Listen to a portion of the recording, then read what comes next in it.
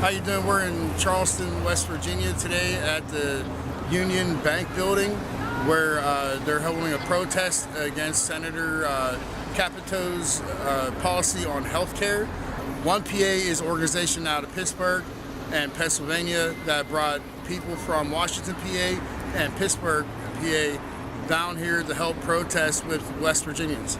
Let's talk to one of the organizers from 1PA and find out what's going on and what we're doing here. So this is Glenn Grayson Jr. and he's part of 1PA. So Glenn, tell me why this was put together by 1PA. So One Pennsylvania, we fight for racial, social, and economic justice.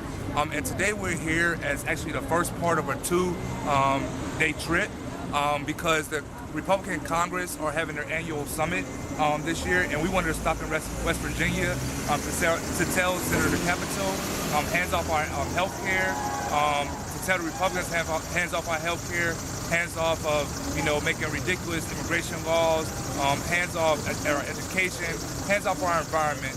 So we're here to let our Republicans know that we are aware, we know what's happening, and whether you're in Philadelphia, Washington, or West Virginia, we'll be here to make sure that that you do your job. So you mentioned earlier that you have people from Washington, from Pittsburgh, and West Virginia, and where else? So glad you asked. People are coming from all across the state, traveling 9 to 10 hours. So we have people coming from North Carolina, Arkansas, Virginia, Charlottesville, Virginia, all across the state, New York, DC, Harrisburg, Allentown, because again, the decisions that they make in Washington affect all of us across the state. So we want to make sure that we have representation from all of us across the state. And like I said, this is our first stop, but tomorrow we'll be in Greenbrier, West Virginia at the Greenbrier Resort, where they'll be having their annual summit. So why is it Senator Capito's office that we're protesting here today? Her views on healthcare are, like many others, they are not in line with what the people want. We want to make sure that we don't take out what hard-working Americans have earned. Healthcare is a right. We shouldn't have to be protesting over healthcare, but we're living in a state of time where, whether it's healthcare, education, anything that deals with people's rights, we have to fight for. So again, we're willing to take that fight. We're willing to do whatever it needs to be done to make sure that every American has a right to healthcare. Every American has a right to clean water. Every American has a right to, our fundamental things that we should not have to fight for. So with people coming from all over those areas that you're talking about, that's pretty much, what would that be? That would be northeastern United States. So how do you feel about that collaborative with everybody coming from all over the northeastern part of the United States to come here and help protest? How do you feel about this solidarity? Well, again, there's different numbers. The one reason that we are called One Pennsylvania because we're a statewide organization. So we organize not only in Pittsburgh, but in Philadelphia, in Erie, in Washington, and Beaver, because we realize across the state, if we come together, that's how we tackle issues. But again, we're also a part of a, I would say this is the national movement where when we bring our strength and people come together, we can realize that what's happening in North Carolina and what's happening in New York and what's happening in DC and what's happening in Pennsylvania, we're all affected, right? Because again, our Congress, the decisions that they make is not just Republicans or Democrats, it's people, right? And so sometimes we get caught up in parties or we put, these labels on us, but at the end of the day, we're people. And people need everyday rights. People need clean water. People need good health care. People need, fair funding when it comes to Medicaid and Medicare. We are people, and across the state, we're coming together as people to tell, the people that we elected that enough is enough. Stop the politics and actually pass things that actually affect everyday people for the good and not for, just a few. Thanks a lot, Glenn. Thank you very much. I'm going to let you get over there, man. All right, thank you. That was Glenn Grayson Jr. from 1PA. We're going to take a look at the protest and see what's going on and what they're doing.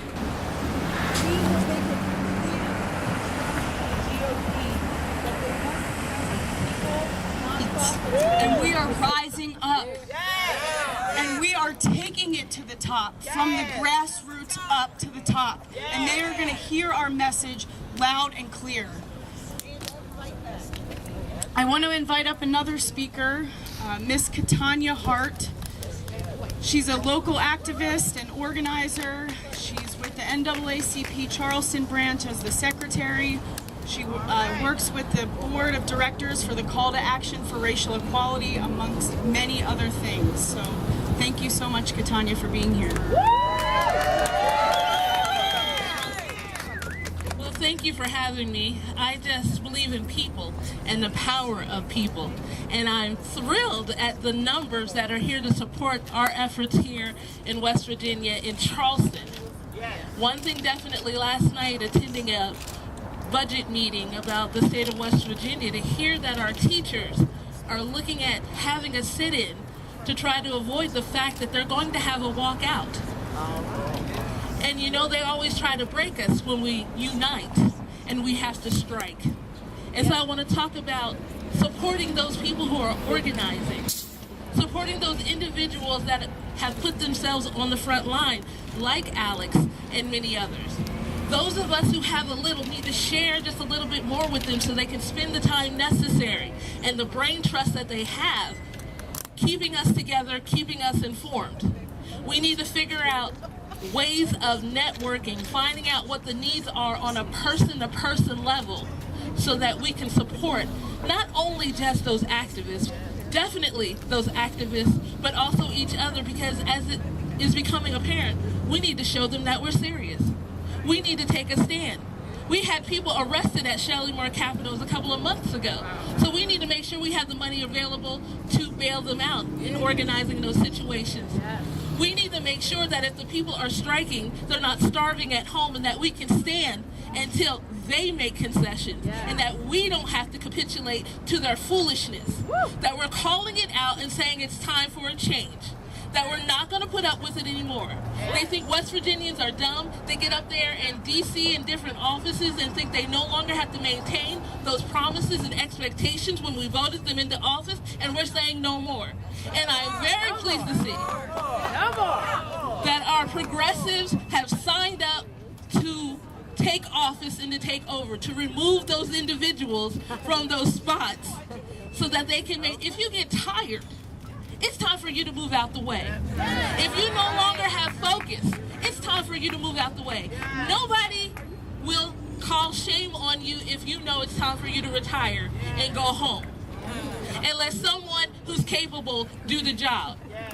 And you better not be thinking if they don't look like you, then they can't do the job. So often we have been sidelined by the idea that we are not capable.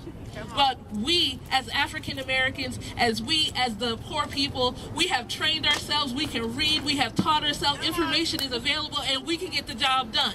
We know what needs to be done. We know that our neighbors are important, that our communities are important, that we don't want blight and bad houses in our communities, that if you have been assigned to do a certain job and you said yes, we expect you to get it done. And we are going to hold you to it. We're going to be at the Kira meetings. We're going to be at the city council meetings. We're going to be wherever it is necessary. And when we need to remove ourselves from the front line because we need to heal just a little bit, because I have to tell you, this is heartbreaking, what's going on. We got backup. And the message will still go forward. And so we have to take care of each other, and we have to take care of ourselves as well. We have to share what is needed as an individual and what's needed in our community. We are important to each other. Now I have to say, you also are going to have to get out and support some of these campaigns. They are grassroots campaigns. Sammy! You may not have knocked on a door before. You may not have made a phone call before. This might be comfortable, but we now have to do what's uncomfortable to make sure they are uncomfortable. So find someone to support that's running for office and lend a hand. They will tell you what needs to be done, and you select what you can get done. And then recruit more people. You're standing here now. The message that's going on, the things that you hear, don't let it end at your house. The church might not want you to stand up and speak about politics. They might not want to speak about intersectionality. Do it anywhere. People are the power. We have to support each other in order to support what is necessary to stop the health care, to stop the DACA situation, and then many local situations that are going on. Definitely with the new ID law that's going on here in West Virginia, trying to get the information out of what you need to do to make sure your vote counts and how they will purge you and you show up and you can't vote. Other states have already voted, that the courts have already struck this law down, and we still pass the law, the voter ID law here in West Virginia that has already been proven in other states to be unconstitutional. We still passed it. The people that are supposed to be for us still passed it. Just another sign that they need to go. Enough is enough. Enough is enough. Enough is enough. Enough is enough. Enough is enough. You know, God don't like ugly. I have to throw that in there. A lot of evangelicals say the situation is such that they had to vote Trump in and they have to vote certain people in. God don't like foolishness. God says above all these, most important is love. And that he also talks about peace. And one of my favorite scriptures is about freedom, because where the Spirit is, there is freedom and liberty. And so if you're tying people up and binding them up, it ain't nothing but the devil, and I have nothing for it, and I will throw it out. Get rid of it. Say get rid of it. Get rid of it. Get rid of it. Get rid of it. Thank you very much. Oh, Bill Price for City Council at Large. Price is right. Thank you so much, Katanya. I'd like to invite up the delegation of chorus to sing our song, Miss South from 1PA. Awesome. Thank you so much. Wow, what a beautiful crowd. Oh my gosh. And does everybody notice that we actually became a circle? Yeah. Okay, Sean, would you like to hold this? Wait, we will teach it first, and we'll say one line, and you repeat. We'll do a line, you repeat, and then we'll just sing it 2 times we do. Okay? It's not that long. West Virginia, rising up. West Virginia, rising up. For land and people that we love. For land and people that we love. If you say you're gonna speak for us, if you say you're gonna speak for us, it's time for you to listen up. It's time for you to listen up. Okay, got it? Now we're singing it. West Virginia, rising up. For land and people that we love. If you say you're gonna speak for us, it's time for you to listen up. West Virginia, rising up. For land and people that we love. If you say you're gonna speak for us, it's time for you to listen up.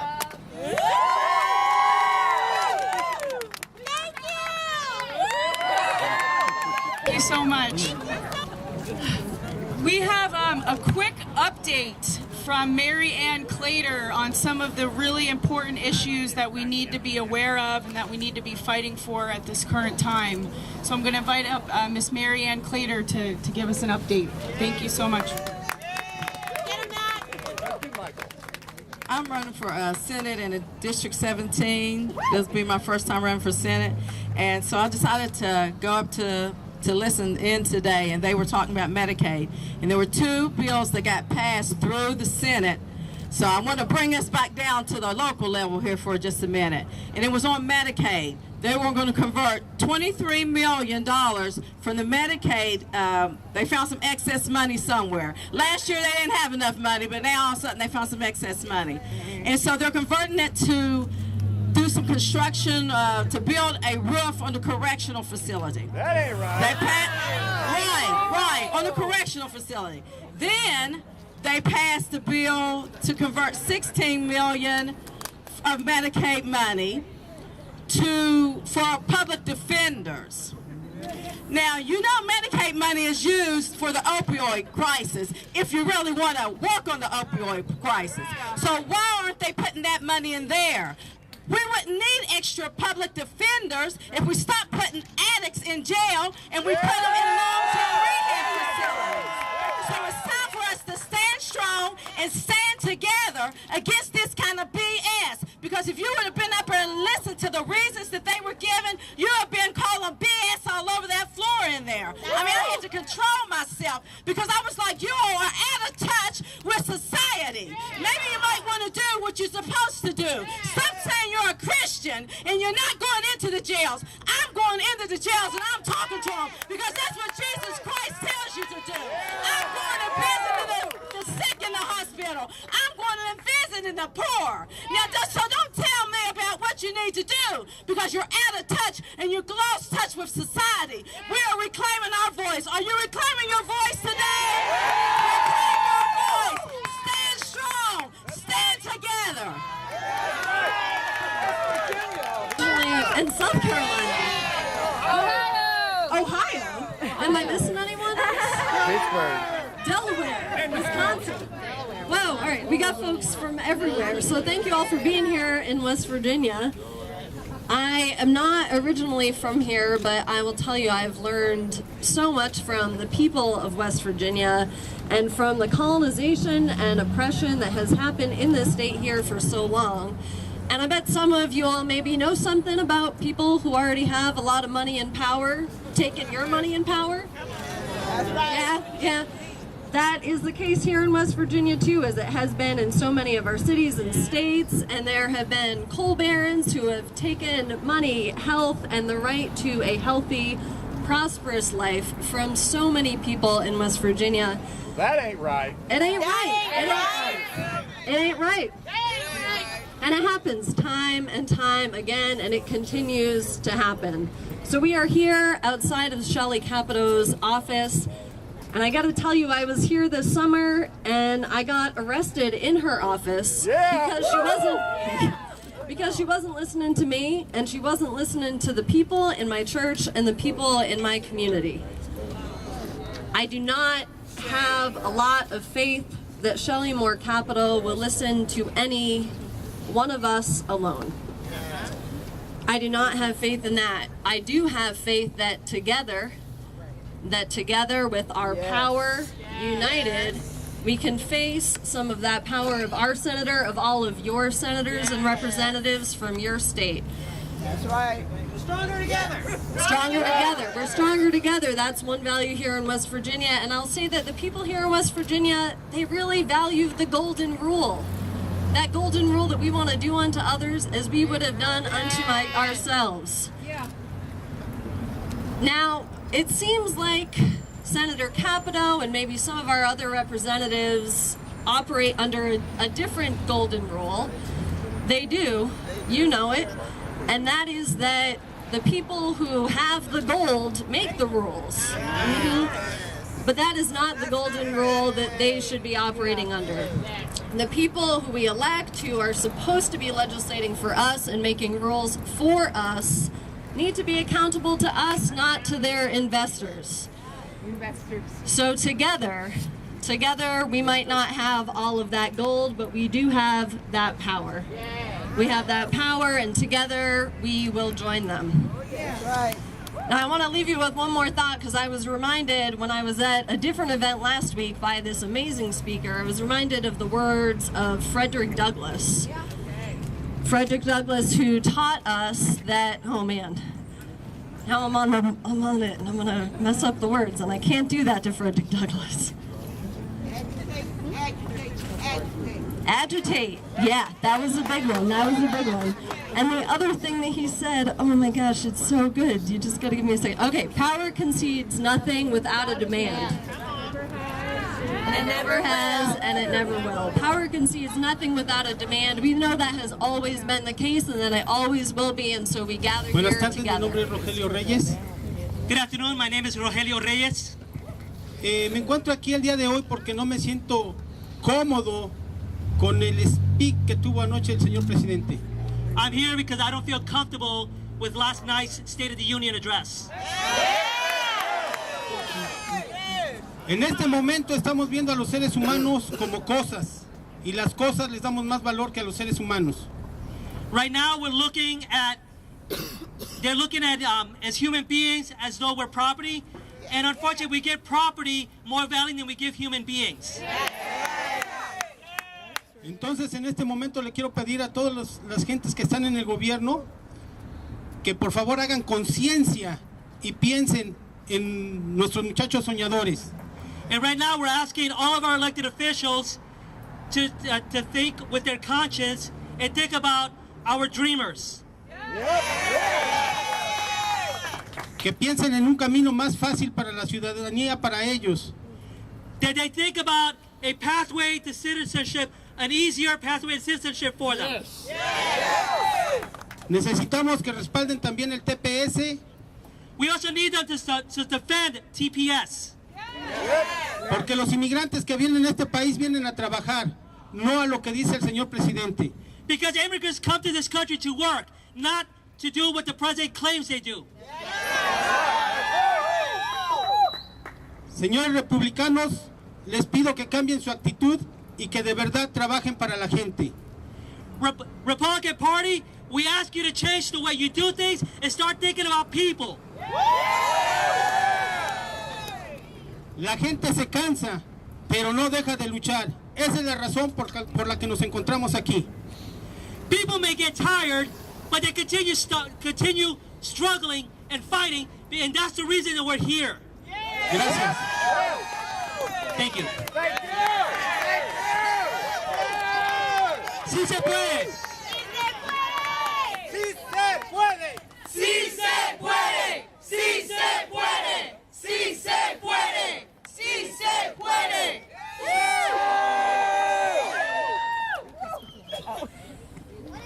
Next, I'd like to introduce Renata Poor. Renata is a very committed and dedicated community activist here in Charleston, has made it her life's work to stand up for the children in West Virginia, and our esteemed community leader. Thank you so much for being here.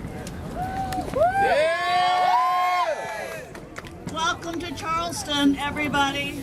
Thank you. We're glad to have you. That's right. Glad to be here in your beautiful city. We're here to remind Senator Capito.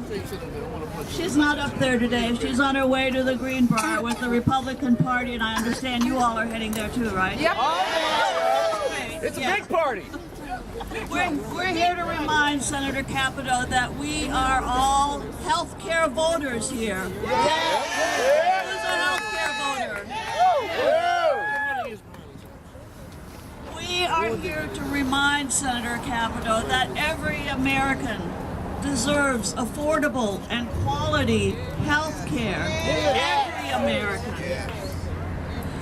We want to remind the Senator that it has been five long months since October 1, when the federal government, the budget should have been funded. Here, our community health centers. We have more than 100 of rural community health centers have not received their funding. And if it doesn't come soon, they may be closing their doors. And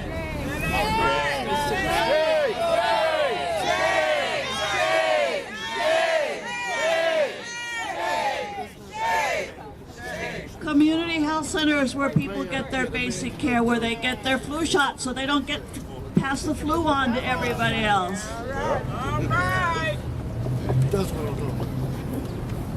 We are asking Senator Capito not to support the massive cuts to Medicaid and Medicare and social service programs, which are sure to come as soon as next month, I would predict.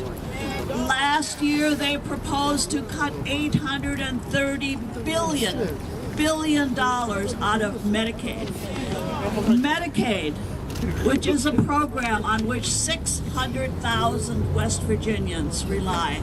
That's 1 in 3 people in West Virginia rely on Medicaid.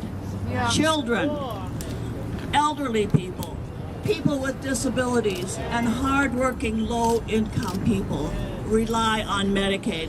No cuts to Medicaid. No cuts to Medicaid! No cuts to Medicaid! No cuts to Medicaid! Next month you're going to hear, we need to cut these programs because the deficit is too big. But guess what just increased the deficit? 1.5 trillion in tax cuts to the very richest Americans.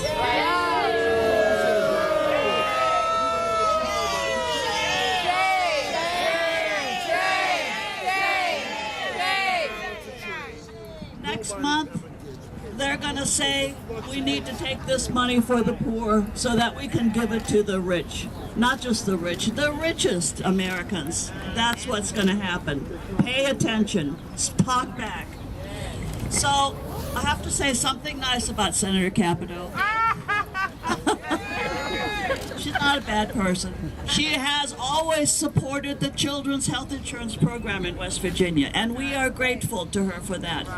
But let me just remind all of you and Senator Capito, Chip, the Children's Health Insurance Program is important. It supports 20,000 kids. But guess what? Medicaid supports 180,000 kids. You can't be for Chip and not be for Medicaid.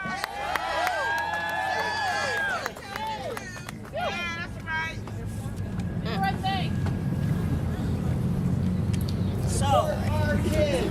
Support our kids! Support our kids! Support our kids! Support our kids!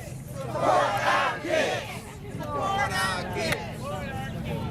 Congress needs to come together and expand health insurance coverage for all Americans, not try to cut it.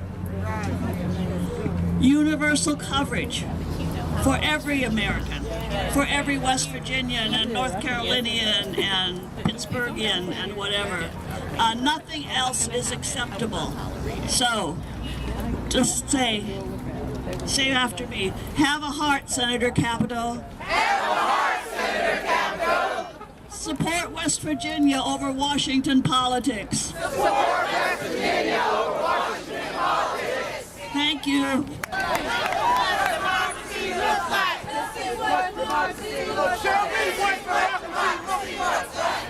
Thanks for watching the video. Make sure you hit the like button and subscribe to the channel so I can bring you more videos on subjects like this and many other topics. Please leave any comments in the comment section. Any questions or comments, I'll get back to them as soon as I possibly can. Thanks a lot for watching. Hope you have a great day, and I'll see you in the next video.